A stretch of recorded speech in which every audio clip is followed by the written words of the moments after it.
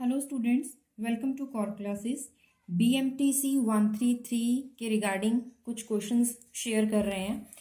First question है, show that 2 power n it is greater than n cube. किसके लिए? अगर n ग्रेटर और इक्वल टू 0 हो। n जो है वो 10 या फिर 10 से ज़्यादा है, तो आपको शो करना है कि 2 power n is greater than n cube. इसे शो करने के लिए आपको मैथमेटिकल रीजनिंग, अगर आपको याद है तो मैथमेटिकल रीजनिंग इस पे अप्लाई करना होगा। कैसे? सबसे पहले n इज इक्वल्स टू 1 के लिए, उसके बाद सेकंड स्टेप होता है n is equals to k के लिए, क्योंकि जहाँ पे n है वहाँ पे आपको जस्ट k सब्स्टिट्यूट करना है, यहाँ पे आप एज्यूम करते हैं। तो जो थर्ड स्टेप है उसमें k की बजाय k प्लस 1 लेते हैं।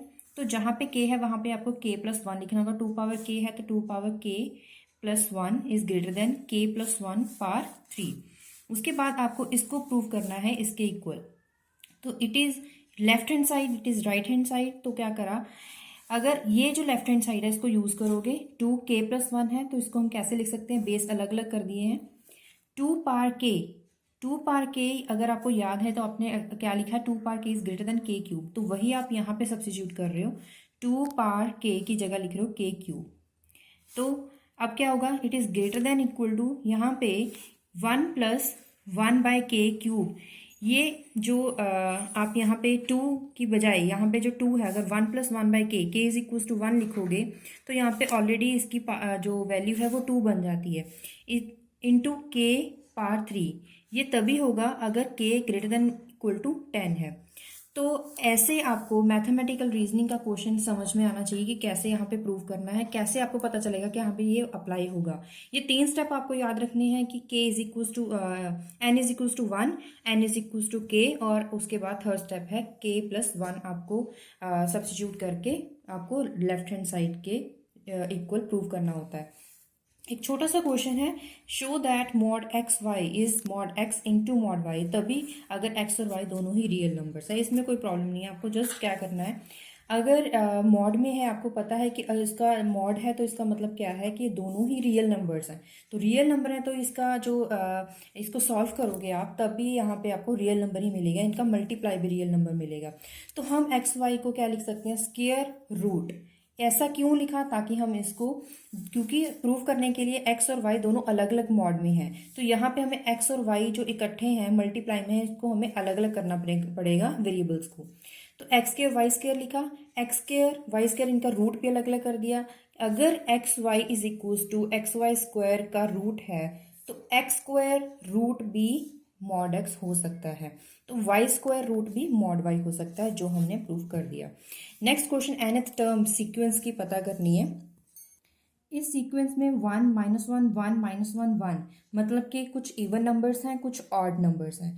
तो ऑड टर्म्स कितनी है? -1 माइनस जितनी भी सारी ये टर्म्स हैं माइनस, बाकी सारी इवन टर्म्स हैं। तो हमें जस्ट सीक्वेंस कैसे लिखनी है? -1 कब होगी सीरीज? जब सीक्वेंस में जो n नंबर है वो ऑड होगा, और +1 होगा अगर n इवन है। जस्ट आपको ये सिंपल सीरीज बनानी है। शॉर्ट क्वेश्चंस में आ जाते हैं। नेक्स्ट जो क्वेश्चन है वो क्या है? हमें सीक्वेंस गिवन है, हमें इसे मोनोटोन प्रूव करना है। मोनोटोन प्रूव करने के लिए ये जो सीक्वेंस है an, इसको हमें सपोज करना होता है कि ये am सीक्वेंस प्रूव करना, सपोज करनी होती है, और हमें प्रूव करना होता है एंड में जाके am is less than an sequence. तो ये करने के लिए हम सबसे पहले फर्स्ट स्टेप क्या लेंगे वो देख लीजिए। सबसे पहले ये क्या सीक्वेंस गिवन है? an, इसको हमने कैसे लिखा? 1 can be written as -1 can be written as 1 - 2। क्यों लिखा आपको पता चल जाएगा। उसके बाद इस टर्म को डिवाइड करा, 1 आ गया, -2 बाई n² + 1। अब क्योंकि हमें प्रूव करना था am is less than an, ये प्रूव करने के लिए हमें सबसे पहले लेना होगा m is less than n। अब इसी को हमें गिवन क्वेश्चन के अकॉर्डिंग ही हमें इसे बनाना पड़ेगा, क्योंकि यहाँ पे n² है, तो यहाँ पे हमें दोनों तरफ स्क्वायर करना पड़ेगा। उसके बाद +1 या -1 है, तो हमने क्या करा? +1 दोनों तरफ कर दिया, ठीक है। उसके बाद आपको पता है कि ये रेसिप्रोकल में है, तो हमें इसका रेसिप्रोकल लेना पड़ेगा। अगर हम इसका रेसिप्रोकल लेते हैं तो ये जो साइन है वो चेंज हो जाता है, चेंज हो गया है। उसके बाद हमने दोनों तरफ मल्टीप्लाई करा दिया 2 के साथ। उसके बाद हमने क्या करा, माइनस साइन दोनों तरफ ले लिए। माइनस साइन लोगे फिर से साइन चेंज हो जाएगा, ये साइन चेंज हो गया है। उसके बाद दोनों तरफ क्या कर देंगे, ऐड कर देंगे 1। हमने ये सारे स्टेप्स क्यों किए, क्योंकि हमारे पास जो सीरीज है, सीक्वेंस है, वो इस तरह से है। तो हमने ये सीक्वेंस हमें बनानी है। कोई और टाइप की है तो वो भी हम ऐसे ही बनाएंगे, लेकिन स्टार्ट करेंगे सेम इसी स्टेप से और प्रूव करना है हमें ये लास्ट है। चाहे कोई भी सीक्वेंस आपको गिवन है, अगर ये आप प्रूव कर पाते हो तो इसका मतलब क्या है, a n sequence is increasing therefore it is monotone. Using squeeze theorem, अब ये क्या है, अभी साइन एन बाई एन, अगर limit n approaches to infinity है तो sine n by n, sine theta by theta is equal to 0। ये prove करने के लिए सबसे पहले आपको लेट करना होगा सीक्वेंस। उसके बाद आपको पता है जो साइन थीटा उसकी वैल्यू -1 से लेकर 1 तक लाई करती है। तो क्या करोगे, बाय एन है तो दोनों तरफ मल्टीप्लाई कर दोगे 1 बाय एन के साथ। तो इस पूरी लाइन के मतलब पूरी सीक्वेंस के साथ करना पड़ेगा। उसके बाद आपको बी एन सी एन दो सीरीज, ये फर्स्ट और सेकंड सीक्वेंस आपको लेट करनी होगी। और क्योंकि यहाँ पे जो गिवन सीक्वेंस है उसमें limit n approaches to infinity है तो सभी पे लगा दें।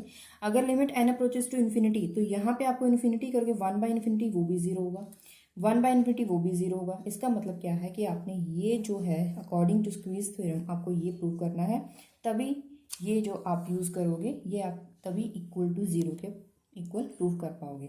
मेन आपका क्या है कि आपको सीक्वेंस ऐसे बना के बी एन सी एन लेना होगा और ये आपको शो करना होगा।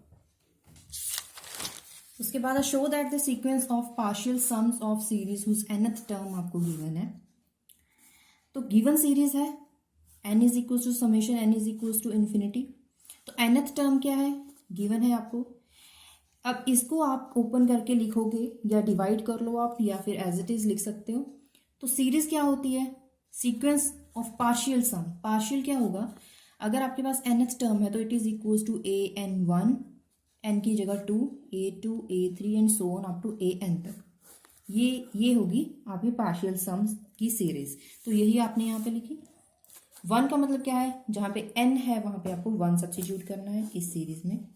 उसके बाद a2 का मतलब यहाँ पे 2, यहाँ पे 2, a3 का मतलब यहाँ पे 3, यहाँ पे 3, और n तक आपको जो रिजल्ट मिलेगा nth टर्म वो आपने जो निकाली है वही आपको शो करनी थी। नेक्स्ट क्वेश्चन है convergence. Convergence is very very important. Convergent के लिए आपको क्या करना है, जस्ट सीक्वेंस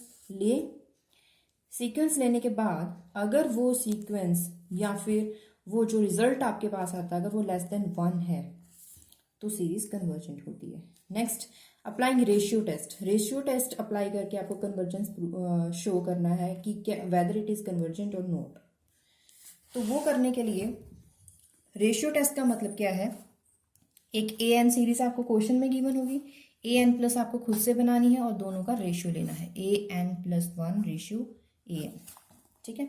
और अगर वो रिजल्ट के बाद वो वैल्यू लेस देन 1 आती है तो कन्वर्जेंट है। नेक्स्ट कॉची टेस्ट अप्लाई करना है, वो भी बहुत इंपॉर्टेंट है। वो सेम इस टेस्ट के लिए सबसे पहले क्या करा आपने, A N 1 bye N find करना है गिवन सीरीज को यूज करके। लिमिट लगा दें, लिमिट लगाने के बाद अगेन अगर वो लेस देन 1 है तो it is the given series convergence. Test the convergence again वही सेम क्वेश्चन, क्योंकि जो कन्वर्जेंस है वो 2-3 यूनिट में सेम है लेकिन अलग अलग टेस्ट अप्लाई करके है। आपको क्वेश्चन को देखना होगा कि यहाँ पे कौन सा टेस्ट अप्लाई होगा। कई बार क्वेश्चन में ऑलरेडी गिवन होता है कि यही टेस्ट आपको अप्लाई करना है, अदरवाइज आपको खुद से देखना होगा कि इसमें कौन सा टेस्ट अप्लाई होगा। ए एन सीरीज गिवन है, ए एन प्लस 1 निकाला, सॉल्व करा। सॉल्व करने के बाद 1 प्लस 3/2n², इसे सॉल्व करें a plus b whole square करके। ये सीरीज आपको सॉल्व करनी है। बायनोमियल थ्योरम अगर आपको याद 1 प्लस 1/n माइनस पावर 2, ये फॉर्मूला अगर आप अप्लाई करोगे दोनों सॉल्व करने के बाद इसकी एक सीरीज बनानी है। एक सीरीज बनाई हायर पावर ऑफ 1/n की है। एंड में put a is equal to, ये a is equal to 1, b is equal to r find करना है। इसमें से जो आपको गिवन सीरीज है आपने सॉल्व करी है उसमें ही से ही a b r फाइंड करोगे। nth टर्म के लिए Rn फाइंड करोगे। अगर बाउंडेड सीक्वेंस है, अगर वो बाउंडेड सीक्वेंस आती है तो गॉस टेस्ट के according given series is divergent. ये डाइवर्जेंट है। यहाँ पे आपको क्वेश्चन का देखिए, यहाँ पे जस्ट लिखा हुआ टेस्ट द कन्वर्जेंस। कई बार क्वेश्चन में गॉस थ्योरम अप्लाई करें, टेस्ट करें, ये भी लिखा होता है, या फिर डायरेक्ट लिखा होता है test the convergence of the series. अब यहाँ पे गॉस जो टेस्ट था वो अप्लाई होना था, तो इसीलिए क्वेश्चन में मेन जो इम्पोर्टेंट बात वो ये है कि आपको क्वेश्चन को पहले ध्यान से देखना है कि जो क्वेश्चन पूछा गया है उसमें कौन सा टेस्ट अप्लाई होगा। एबल टेस्ट अप्लाई होगा या रेशियो टेस्ट अप्लाई होगा, कौन सा वाला, या फिर गॉस टेस्ट अप्लाई होगा। ये सारे टेस्ट का जो मेथड्स हैं वो आपको स्टेप बाय पता होना चाहिए। इसीलिए आपको जो क्वेश्चन पेपर है उसमें जो जितने भी क्वेश्चन इसके बेसिस पे आएंगे वो आप इजीली अटेम्प्ट कर पाओगे। ये कुछ क्वेश्चंस थे आपके जितने भी यूनिट्स है, सभी में से कुछ इंपॉर्टेंट क्वेश्चन, या आप समझ लो कि रिवीजन है आपकी एक तरह से। आप इन क्वेश्चन को एक बार रिवाइज कर लीजिएगा, खुद के बिहाफ के से भी सॉल्व करिएगा। कुछ टेस्ट इसमें कवर हो जाएंगे और वीडियो देखेंगे और आपके लिए श्योरली ये हेल्पफुल रहेगी। और अगर आपके लिए वीडियो हेल्पफुल है तो इसे लाइक करें और अपने क्लासमेट्स के साथ भी शेयर करें।